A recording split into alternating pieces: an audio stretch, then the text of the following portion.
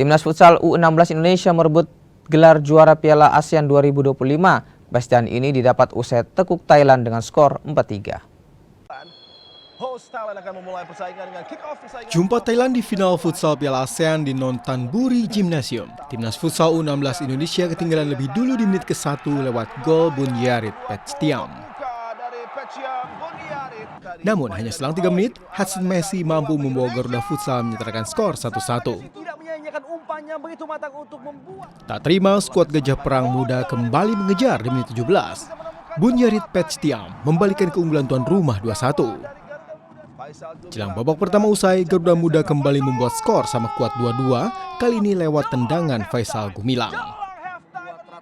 Indonesia tampil menggila di babak kedua. 2 gol tercipta melalui usaha Dava Ramadan di menit 26 dan gol Faisal Gumilang 2 menit kemudian. Indonesia balik memimpin 4-2. Di penghujung babak kedua, Thailand sempat menipiskan ketinggalan menjadi 3-4 lewat gol ketiga Bunyarit Pechtiam. Beruntung gol ini tak mampu menyelamatkan Thailand dari kekalahan. Menang 4-3, Timnas Futsal U16 Indonesia pun keluar sebagai juara. Wow.